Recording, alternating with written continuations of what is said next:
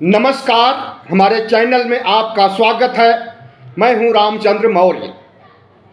आज़ादी की 75वीं वर्षगांठ पर अमृतकाल की घोषणा की गई थी और यह अमृतकाल एक नए भारत की ओर चल जा रहा है, जहां पर खुशियां ही खुशियां होंगी, विकास होगा और विकासशील भारत बनेगा। लेकिन मेड इन इंडिया के इस क्रम में आज चुनाव के पहले भारत जिस मुहाने पर खड़ा है, उससे तो लगता है कि भारत विकास की ओर नहीं बल्कि विध्वंस की ओर आगे बढ़ रहा है। चुनाव आचार संहिता लागू होने के बाद इस देश की जो गतिविधियां हो रही हैं वह सवालों के घेरे में है। अरविंद केजरीवाल की गिरफ्तारी से लेकर के मुख्तार अंसारी की हत्या तक जाने कितनी ऐसी असंवैधानिक गतिविधियां देखने को मिल रही हैं जो झकझोरने वाली हैं, मानवीय संवेदनाओं को झकझोरने वाली हैं। सवाल उठता है कि प्रधानमंत्री नरेंद्र मोदी चुनाव के वक्त इस देश को किस तरफ ले जा रहे हैं, विध्वंस की तरफ, विनाश की तरफ या विकास की तरफ। अगर विकास की तरफ ले जा रहे हैं तो असंवैधानिक गतिविधियां, आपराधिक गतिविधियां,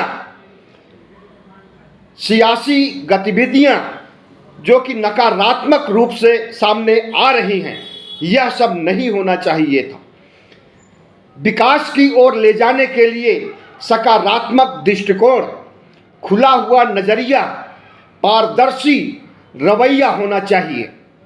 लेकिन प्रधानमंत्री नरेंद्र मोदी 2024 का चुनाव जीतने के लिए जिस तरह से सांप्रदायिक ध्रुवीकरण का एक नया मॉडल लेकर के आए हैं, दंगे नहीं होंगे, हादसे नहीं होंगे, हिंदू मुस्लिम की जानें नहीं जाएंगी और सांप्रदायिक ध्रुवीकरण हो जाएगा। और वह खेला खेला जा रहा है, उत्तर प्रदेश से शुरू किया गया है मुख्तार अंसारी की संदिग्ध मौत से। संदिग्ध मौत इसलिए कहा जा रहा है कि बहुत से सवाल उठ रहे हैं। मुख्तार अंसारी के परिजन, मुख्तार अंसारी के समर्थक, नज़दीकी यह चीख चीख करके कह रहे हैं कि यह हत्या है, प्राकृतिक मौत नहीं है, नेचुरल डेथ नहीं है, बल्कि हत्या है। जिस तरह से मुख्तार अंसारी को स्लो पॉइजन दिया गया, मीठा जहर दिया गया 18 मार्च को, और उसकी घोषणा उन्होंने कर दिया अपने बेटे के सामने कि हमें मीठा जहर दिया जा रहा है और जब मैं बैठता हूं तो चक्कर आने लगता है और कमजोरी महसूस होती है।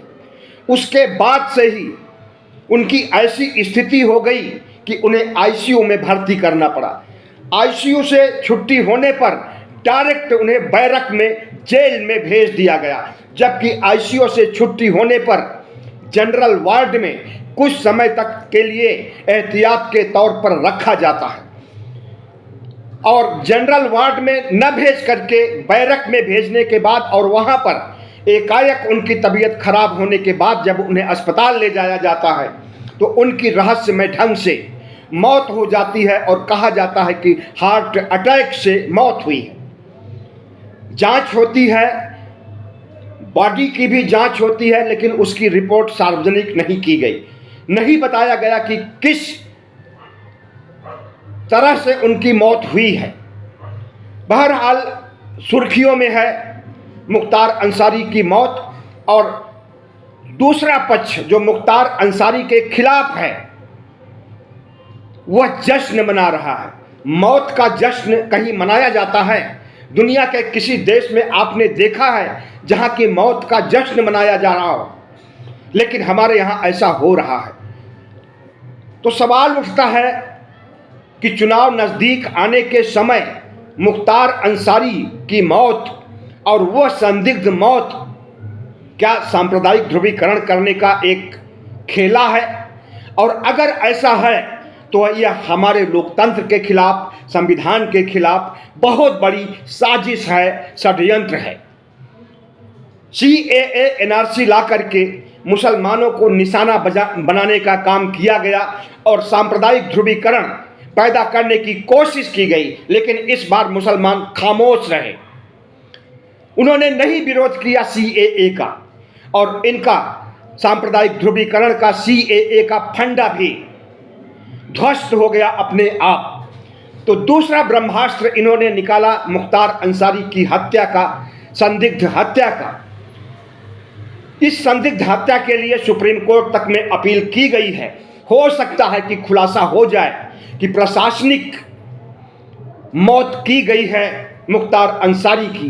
जेल के लोग, पुलिस बल के लोग, प्रशासन के लोगों ने हत्या की है, ऐसा खुलासा हो सकता है। और अगर यह खुलासा सुप्रीम कोर्ट से हो जाएगा तो मोदी सरकार के लिए सांप्रदायिक ध्रुवीकरण खड़ी करने का जो मंसूबा था वह बुरी तरह से फ्लॉप हो जाएगा। जैसे CAA फ्लॉप हुआ है, जैसे राम मंदिर का मुद्दा फ्लॉप हुआ है।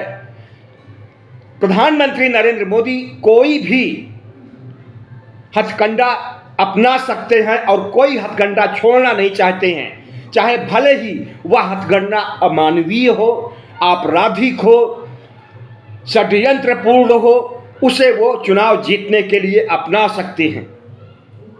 केजरीवाल की गिरफ्तारी करके जिस ढंग से आम आदमी पार्टी को खत्म करने, आम आदमी पार्टी के चुने हुए मुख्यमंत्री को निशाना बनाने का काम किया है प्रधानमंत्री नरेंद्र मोदी ने, उससे केवल दिल्ली की जनता नहीं वाकिफ है, उससे केवल भारत की जनता नहीं वाकिफ है, उससे पूरा विश्व स्तर पर लोगों को पता चल गया है कि प्रधानमंत्री नरेंद्र मोदी किस तरह से एक चुनी हुई सरकार को गिराना चाहते हैं और एक चुनी हुई सरकार के मुखिया को प्रताड़ित करके जेल में उससे इस्तीफा लेना चाहते हैं और किस तरह से राष्ट्रपति शासन लगाने की पृष्ठभूमि तैयार कर रहे हैं। आपको हम बता दें कि पंजाब आम आदमी पार्टी के 3 नेताओं को साइप्रस से फोन आया है और उन्हें कहा गया है कि 25-25 करोड़ लीजिए और भारतीय जनता पार्टी में शामिल हो जाइए। फोन नंबर के साथ उन नेताओं ने खुलासा किया, पर्दाफाश किया नरेंद्र मोदी की सरकार का। दिल्ली से लेकर के, भारत से लेकर के दुनिया के देशों में इनका रैकेट काम कर रहा है। इनका आपराधिक गिरोह दुनिया के देशों में सक्रिय है। दिल्ली की सरकार, दिल्ली के नेताओं की हिम्मत नहीं पड़ी कि पंजाब के नेताओं को तोड़ने के लिए 25-25 करोड़ की पेशकश की जाए, तो इन्होंने साइप्रस और विदेशों से फोन कराया है। तो जिस तरह से भारतीय जनता पार्टी 25-25 करोड़ के मामले में विदेशी फोन से का खुलासा हुआ है, उससे यही लगता है कि प्रधानमंत्री नरेंद्र मोदी आम आदमी पार्टी को न सिर्फ दिल्ली में ख़त्म करना चाहते हैं बल्कि पंजाब सरकार को भी गिराना चाहते हैं, भगवंत मान को भी मुख्यमंत्री पद से हटाना चाहते हैं और आम आदमी पार्टी की जगह ले करके खुद चुनाव लड़ना चाहते हैं, आम आदमी पार्टी को ख़त्म कर देना चाहते हैं। तो ऐसी सोच रखने वाले प्रधानमंत्री नरेंद्र मोदी अमृत काल में विष बोने का काम कर रहे हैं। चुनाव के ऐन वक्त जो गतिविधियां घट रही हैं उसमें आपने देखा होगा कि चंडीगढ़ मॉडल भी देखने में आया था। चंडीगढ़ मॉडल का मतलब है धांधली से चुनाव जीतना।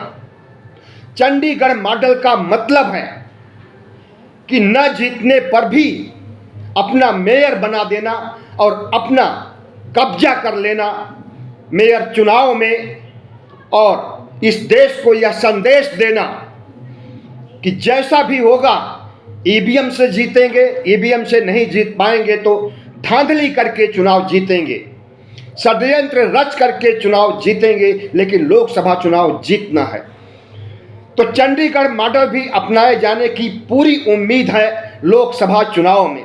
जब नरेंद्र मोदी को लगेगा कि ईवीएम नहीं जिता पाएगा। जन सैलाब उनके खिलाफ खड़ा हो गया है चुनाव हराने के लिए। 97 करोड़ मतदाता उन्हें ठुकरा रहे हैं, तब वे चंडीगढ़ मॉडल का इस्तेमाल करेंगे और प्रशासनिक ताकत का इस्तेमाल करके चुनाव जीतने की या चुनाव मतगणना में हेरा फेरी करने की पूरी कोशिश करेंगे। और चंडीगढ़ मॉडल ने यह सब कुछ बता दिया है। जिस तरह से महात्मा गांधी को गोली मारी जाती है, आज भी हिंदू महासभा के लोग, कट्टरपंथी हिंदू आज भी गांधी जी के पुतले को गोली मारते हैं। और जब गांधी जी के पुतले से खून निकलता है तो आह्लादित होते हैं और जय श्री राम के नारे लगाते हैं। तो यह देश गोडसेवाद पर चलेगा, अंबेडकरवाद पर चलेगा या गांधीवाद पर चलेगा? गांधीवाद पर चलना, अंबेडकरवाद पर चलना संवैधानिक तौर तरीका है, लोकतांत्रिक तौर तरीका है, लेकिन गोडसेवाद और आरएसएस के एजेंडे पर चलना अलोकतांत्रिक है, असंवैधानिक है। तो प्रधानमंत्री नरेंद्र मोदी अमृत काल को 20 काल में बदल चुके हैं और इसी 20 काल में यह संविधान को भी खत्म करना चाहते हैं, लोकतंत्र को भी खत्म करना चाहते हैं और भारत राष्ट्र, धर्मनिरपेक्ष राष्ट्र को हिंदू राष्ट्र में तब्दील करना चाहते हैं, मनुस्मृति के आधार पर शासन चलाना चाहते हैं। और यह सब दिन अब बहुत दूर नहीं है। आरएसएस की मानी जाए, भारतीय जनता पार्टी के नेताओं की मानी जाए, अनंत हेगड़े की मानी जाए, प्रधानमंत्री कार्यालय के सलाहकार विवेक देबोराय की मानी जाए, तो यही ध्वनित होता है कि संविधान खतरे में है। और 2024 जीतने के बाद प्रधानमंत्री नरेंद्र मोदी न सिर्फ संविधान खत्म कर देंगे बल्कि मनुस्मृति लाएंगे, मनुस्मृति के आधार पर राज चलाएंगे और इस देश को हिंदू राष्ट्र घोषित करेंगे। भारत धर्मनिरपेक्ष नहीं रह जाएगा, मनुवादी देश हो जाएगा, ब्राह्मणवादी देश हो जाएगा, जैसा कि मनुस्मृति युग में लगभग 4000 साल पहले था। उसी समय के गुलामी के दंश को झेलना होगा ओबीसी, एससी, एसटी के लोगों को। उनके आगे हाड़ी होगी, पीछे झाड़ू होगा। तो क्या ओबीसी, एससी, एसटी के लोग इसे पसंद करेंगे? अगर नहीं पसंद करेंगे, गुलामी को नहीं झेलना चाहते हैं, वर्ण व्यवस्था के दंश को नहीं झेलना चाहते हैं, तो पूरी ताकत लगा करके ओबीसी, एससी, एसटी के लोगों को सामने आना चाहिए और नरेंद्र मोदी को, आरएसएस को पूरी तरह से हराना चाहिए। जीत का मंत्र ओबीसी, एससी, एसटी के हाथ में है, क्योंकि इनकी संख्या इस देश में 85% है। 97 करोड़ मतदाताओं में 85% बहुजन समाज के लोग हैं, ओबीसी, एससी, एसटी के समाज के लोग हैं। अगर इन्हें आहट मिल चुकी है, और इस आहट को सिर्फ हम ही नहीं महसूस कर रहे हैं, हमारे आप की तरह बहुत से लोग महसूस कर रहे हैं, यहाँ तक कि कांग्रेस प्रमुख मल्लिकार्जुन खड़गे भी महसूस कर रहे हैं कि यह देश अगर 2024 लोकसभा चुनाव प्रधानमंत्री जीत जाएंगे, बीजेपी की जीत हो जाएगी, 400 पार या 370 पार उन्हें मिल जाएगा, तब देश नहीं बचेगा, संविधान नहीं बचेगा, लोकतंत्र नहीं बचेगा। देश की जगह हिंदू राष्ट्र हो जाएगा, संविधान की जगह मनुस्मृति आएगी और लोकतंत्र की जगह राजतंत्र आएगा। आपने देखा होगा पिछले कई महीनों या कहें कई सालों से हिंदू राष्ट्र बनाने के लिए शपथ खाई जा रही है। लगभग हर बड़े शहरों में शपथ खाई जा चुकी है हिंदू युवा वाहिनी की ओर से। वही हिंदू युवा वाहिनी जिसकी स्थापना योगी आदित्यनाथ ने किया था, वही सुदर्शन न्यूज चैनल का मालिक जो बार बार हिंदू राष्ट्र की शपथ लेने की बात करता है, वही अश्वनी उपाध्याय जो हरिद्वार के धर्म संसद में संविधान की कॉपी पेश करता है, मनुस्मृति की कॉपी भगवा कपड़े में लपेट करके लाता है और कहता है कि जब हिंदू राष्ट्र बनेगा तो यही संविधान लागू होगा। तो इस देश में असंवैधानिक अप्रजातांत्रिक गतिविधियां आज से नहीं चल रही हैं।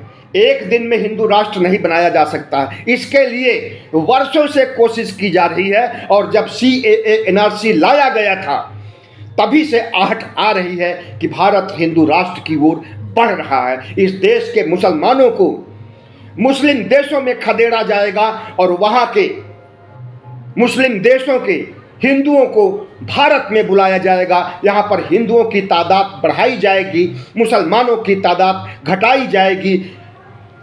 तो इसके पीछे का मूल मंतव्य यही है कि भारत को हिंदू राष्ट्र बनाना है, इसलिए सिर्फ और सिर्फ यहाँ पर हिंदू रहेंगे।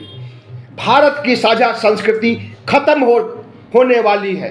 भारत का सर्वधर्म समभाव, भारत की धर्मनिरपेक्षता खत्म करने की साजिश रची जा रही है और इस देश के लोग क्या इसे बर्दाश्त कर पाएंगे? हम प्रधानमंत्री नरेंद्र मोदी आरएसएस प्रमुख मोहन भागवत को आगाह करते हैं कि इस देश में लोकतंत्र और संविधान की जड़ें इतना गहराई तक हैं कि इसे आप खत्म नहीं कर सकेंगे 2025 तक। 2025 में आरएसएस के 100 साल पूरे होने जा रहे हैं। 1925 में विजयदशमी के दिन आरएसएस की स्थापना की गई थी हिंदू राष्ट्र बनाने के लिए। 98 सालों तक इन्हें कामयाबी नहीं मिली, लेकिन 2014 से ये उम्मीद लगाए बैठे हैं कि 2025 तक हम हिंदू राष्ट्र बना देंगे। इन लगभग 98 सालों में इन्होंने जिस तरह से इस देश में आतंकवाद, सांप्रदायिकता और नफरत का विषवमन किया है, उसे पूरे देश ने देखा है। और राहुल गांधी ने अगर भारत जोड़ो यात्रा, भारत जोड़ो न्याय यात्रा किया था तो उनका यही उद्देश्य था कि इस देश से नफरत का माहौल खत्म किया जाए, इस देश से अन्याय को खत्म किया जाए। न्याय आधारित प्रजातंत्र होना चाहिए, न्याय आधारित शासन होना चाहिए। नफरत की जगह मोहब्बत होनी चाहिए, जैसा कि पहले थी। हमारी साझा संस्कृति हिंदू, मुस्लिम, सिख, ईसाई, पादरी, बौद्ध, जैन आज से नहीं हैं, सदियों से हैं, हजारों सालों से हैं और हजारों साल तक रहेंगे। भारत की धर्मनिरपेक्षता, भारत का संविधान, भारत का लोकतंत्र की जड़ें इतनी गहराई तक हैं कि इन्हें आरएसएस के चंद ठेकेदार, भारतीय जनता पार्टी के चंद नेता इसे नहीं खत्म कर सकते हैं। संविधान की नींव को नहीं हिला सकते हैं, फंडामेंटल राइट्स को, संविधान के मौलिक ढांचे को नहीं खत्म कर सकते हैं, ये कितना भी ताकत लगा लें।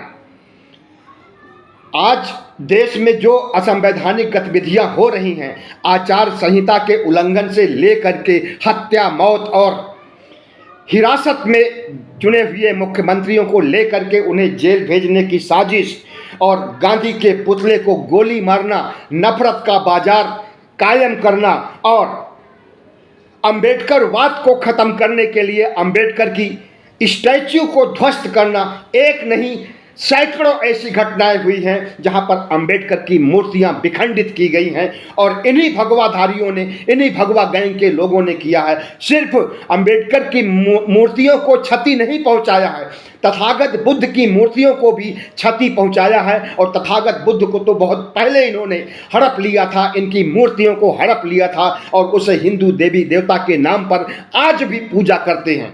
तिरुपति बालाजी का मंदिर देखिए आप, वहाँ की मूर्ति को देखिए तो साक्षात गौतम बुद्ध नजर आएंगे, जिसे विष्णु की मूर्ति बताई जाती है।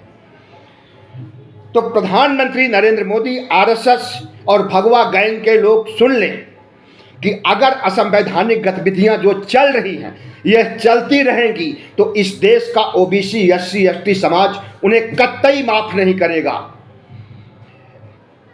कांग्रेस को भारत मुक्त करने चले थे, लेकिन इस देश की जनता अब चाहती है कि भारतीय जनता पार्टी को भारत मुक्त किया जाए, क्योंकि भारतीय जनता पार्टी इस देश के संविधान के लिए खतरा है, लोकतंत्र के लिए खतरा है और इस राष्ट्र के लिए खतरा है। प्रधानमंत्री नरेंद्र मोदी हेडलाइन बनाने और किसी बड़ी खबर को दबाने के लिए किस तरह का प्रयास करते हैं, उसे अरविंद केजरीवाल और चुनावी चंदे के फंडे से अच्छी तरह समझा जाता है। चुनावी चंदे का घपला, जो कि दुनिया का सबसे बड़ा घपला है, वित्त मंत्री के पति महोदय प्रभाकर जो अर्थशास्त्री हैं, वे कहते हैं कि विश्व का सबसे बड़ा घोटाला हुआ है भारत में चुनावी चंदा के रूप में। और वो यह भी कहते हैं कि इस देश का मतदाताओं का जनसैलाब इनके इस घपले का जवाब देगा और इन्हें मुंहतोड़ जवाब देगा और इनकी हार होगी। यह बात हम नहीं कह रहे हैं।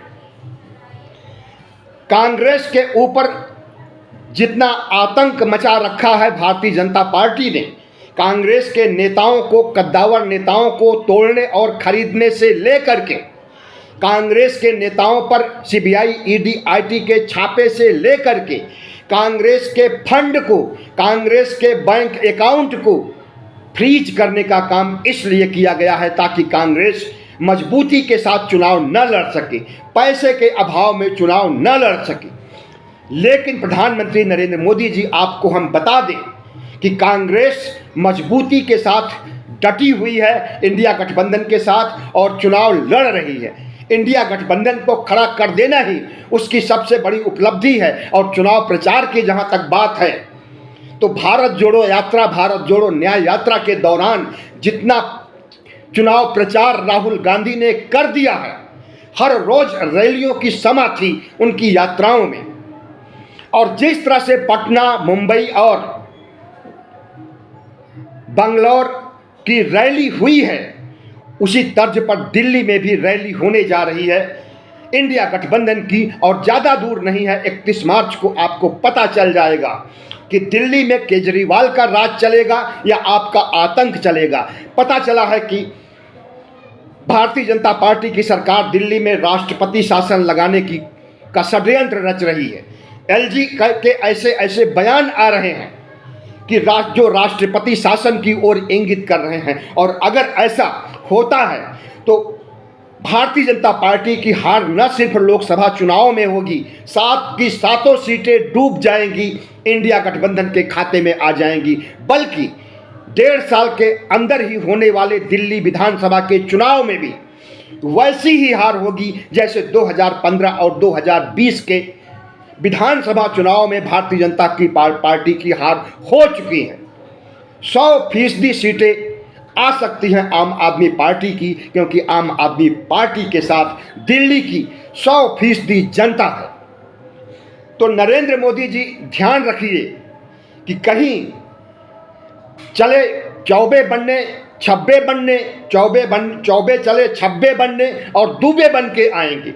सिर्फ दिल्ली में नहीं, पूरे देश में आपके खिलाफ बयार बह रही है, आंधी चल रही है। जिस तरह से आपने 10 सालों में देश को लूटा है, जिस तरह से आपने देश को बर्बाद किया है, जिस तरह से आपके 2019 से और 24 तक लाखों मौतें हुई हैं, खास करके कोरोना काल में 50 लाख से ज़्यादा मौतें हुई हैं, उसे यह देश भूला नहीं है।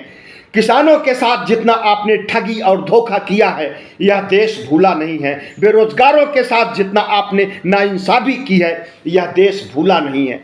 जिस तरह से आप संविधान को रौंदना चाहते हैं, संविधान को ख़त्म करना चाहते हैं, यह देश देख रहा है।